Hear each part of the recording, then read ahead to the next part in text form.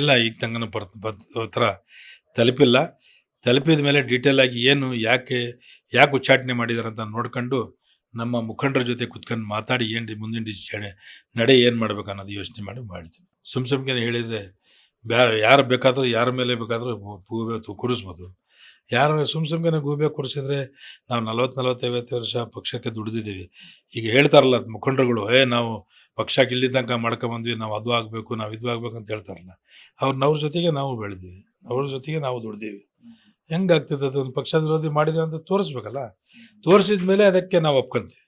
ತೋರಿಸಿದಂಗೆ ಮಾತಾಡಿದ್ರೆ ನಾವು ಕೇಳಕ್ಕಾಗಲ್ಲ. ಒಂದು ಆಡಿಯೋ ಸಿಕ್ಕಿದೆ ಅನ್ನೋವಂಥದ್ದು ಸರ್, ನಿಮ್ಮ ಒಂದು ಪಕ್ಷ ವಿರೋಧಿ ಚಟುವಟಿಕೆ. ಅದು ಏನು ಆಡಿಯೋ ಅಂತ ತಾವು ಕೇಳಬೇಕಲ್ಲ. ಕೇಳಿದರೆ ನಾನು ಅದಕ್ಕೆ ಉತ್ತರ ಕೊಡ್ತೀನಿ. ನಮ್ಮ ಕಡೆಯಿಂದ ಅಂತ ನನಗೆ ಗೊತ್ತಿರೋ ಪ್ರಕಾರ ಏನು ಆಡಿಯೋ ಇರೋಕ್ಕಿಲ್ಲ. ಸುಮ್ಕೆ ಹೇಳೋದು ಆಡಿಯೋ ಮಾಡಿ ಆಡಿಯೋ ಇದೆ, ಅದು ಇದೆ, ಇದು ಇದೆ ಅಂತೇಳಿ. ನಾವೇನಪ್ಪ ನನಗೆ ಅನ್ಸೋದ್ ಮಟ್ಟಿಗೆ ಈಸಿ ಸಿಕ್ಕರಿಗೆ ಟಾರ್ಗೆಟ್ ಮಾಡ್ತಿದಾರೆ ಅಂತ ಅನಿಸ್ತದೆ ಅಷ್ಟೇ. ಅಲ್ಲ, ಷಡ್ಯಂತ್ರ ಏನು ನನ್ನ ಮುಖಾಂತರ ದೊಡ್ಡವ್ರಿಗೆ ಟಾರ್ಗೆಟ್ ಮಾಡೋಕ್ಕೆ ಪ್ರಯತ್ನ ಮಾಡ್ತಿದಾರೆ ಅಷ್ಟೇ. ಅದು ಹೆಂಗೆ ಮಾಡೋಕ್ಕಾಗ್ತಿದ್ರಿ? ನಮ್ಮ ವಿರುದ್ಧನೇ ಮಾಡಿರೋದು ಇನ್ನೂ ತನಕ ಗೊತ್ತಾಗಿಲ್ಲ. ಮಾಡಿದ್ರು ಯಾಕೆ ಮಾಡಿದ್ರು ಅಂತ ಗೊತ್ತಾಗಿಲ್ಲ. ಏನು ಮಾಡಿದ್ರು, ಏನು ಅಂಥದ್ದೇನು ತಪ್ಪಾಗಿದೆ ಅನ್ನೋ ಗೊತ್ತಾಗಬೇಕಲ್ಲ.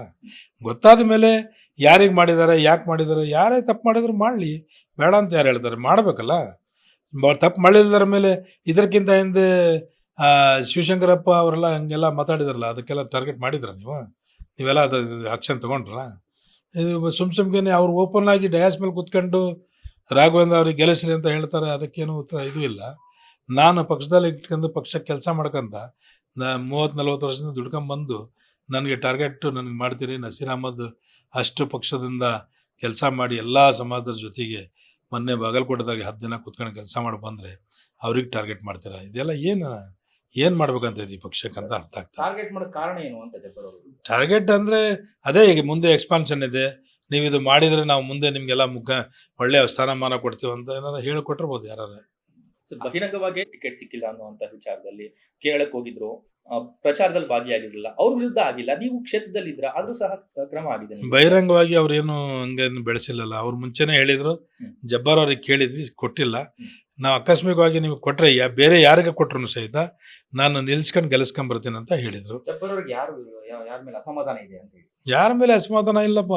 ನಾವೆಲ್ಲ ಕುತ್ಕೊಂಡು, ಈಗ ನನಗೆ ಅಸಮಾಧಾನ ಅಂತ ಹೇಳಿದ್ರೆ ರಿಜ್ವಾನ್ ಅರ್ಷದ್, ಸಲೀಂ ಅಹಮದ್ ಅವರು ಕುತ್ಕೊಂಡು, ಇದಕ್ಕಿಂತ ಹಿಂದೆ ನಾವು ಮೀಟಿಂಗ್ ಮಾಡಿದಾಗ ಎಲ್ಲ ಜೊತೆಗೆ ಕುತ್ಕೊಂಡು ಸಿಗ್ನೇಚರ್ ಮಾಡಿಕೊಟ್ಟಿದ್ದಾರೆ. ಯಾರಿಗಾರ ಅಲ್ಪಸಂಖ್ಯಾತರಿಗೆ ಟಿಕೆಟ್ ಕೊಡ್ರಿ ಅಂತ ಹೇಳಿದ ಮೇಲೆ ಇವರೇ ಜಬ್ಬಾರ್ ಅವ್ರ ಹೆಸರು ಹೇಳ್ಕಂತ ಹೋಗಿದ್ದಕ್ಕೆ ಹೆಂಗಾಗಿದೆ ಅಂತ ಹೇಳಿದರೆ ಅದಕ್ಕೆ ಏನು ತಿಳ್ಕೊಬೇಕು ನಾವು? ಬೈ ಎಲೆಕ್ಷನ್ ಇಂದ ಇದೊಂದು ಎಲ್ಲ ಬೆಳವಣಿಗೆ ಆಗ್ತಾ ಇದೆಯಾ, ಮನಸ್ತಾಪಗಳಾಯ್ತಾ ಅಂತ? ಬೈ ಎಲೆಕ್ಷನ್ ಮತ್ತೆ ಅದಕ್ಕಿಂತ ಹಿಂದೆ ನಾವೇನು ಆರಾಮ ಇದ್ವಿ, ಈಗೂ ಆರಾಮ ಇದ್ದೀವಿ. ನಾವೇ ಅಂಥದ್ದೇನು ಆಗಿಲ್ಲ.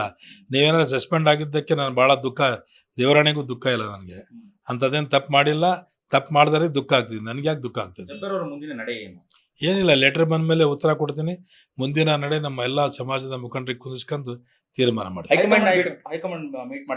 ಹೈಕಮಾಂಡಿಗೆ ಅವಶ್ಯಕತೆ ನಮ್ಮ ಸಮಾಜದ ಮುಖಂಡರುಗಳು ಹೇಳಿ ಅವಶ್ಯಕತೆ ಬಿದ್ದರೆ ಮಾಡ್ತೀನಿ, ಇಲ್ಲ ಅಂದ್ರೆ ಬೇಡ. ಮುಸ್ಲಿಂ ಸಮುದಾಯ ಕರ್ನಾಟಕದಲ್ಲಿ ಕಾಂಗ್ರೆಸ್ ಪಕ್ಷಕ್ಕೆ ಸ್ಟಿಕ್ ಆನ್ ಆಗಿದೆಯಾ ಅನ್ನುವಂತಹದ್ದು ಏನಾದರೂ ಪಕ್ಷಕ್ಕೆ ಇದೆಯಾ ಸರ್ ಮಾತು? ಹಂಗೇನು ಪಕ್ಷಕ್ಕೆ ಸ್ಟಿಕ್ ಆನ್ ಅಂತ ಏನಿಲ್ರಿ, ಅದೆಲ್ಲ ನಡೆದೈತೆ. ನಮ್ಗೆ ಯಾರು ಕೆಲಸ ಮಾಡ್ತಾರೋ ಆ ಪಕ್ಷಕ್ಕೆ ಹೋಗ್ತೀವಿ ನಾವು.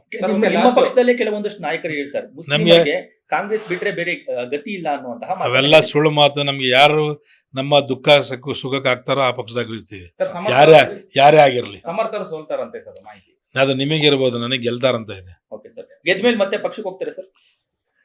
ಪಕ್ಷಕ್ಕೆ ಅವರು ನೀವು ಏನು ಯಾಕೆ ತೆಗ್ದಾರಂತ ಗೊತ್ತಾದ್ಮೇಲೆ ಪಕ್ಷಕ್ಕೆ ಹೋಗುತ್ತಾನೆ. ಓಕೆ ಸರ್, ಪಕ್ಷಕ್ಕೆ ಹೋಗೋದು ಹಂಗೆ ಹೋಗಕ್ಕಾಗ್ತದೆ. ಕಾಂಗ್ರೆಸ್ ಪಕ್ಷ ತಮ್ಮನ್ನೇ ಆದ್ರೂ ಪರಿಗಣನೆ ಮಾಡಿಲ್ಲ ಅಂದ್ರೆ ಬೇರೆ ಪಕ್ಷಕ್ಕೆ ಹೋಗುವಂತಹ ಚಾನ್ಸ್ JDS ಇರುವಂತದ್ದು ಅಂದ್ರು. ಅದೆಲ್ಲ ನಾನು ತೀರ್ಮಾನ ಏನು ಹೇಳಂಗಿಲ್ಲ, ಸಮಾಜದಾರ ಅದಕ್ಕೆ ಮಾತಾಡಿ ಹೇಳ್ತೀನಿ.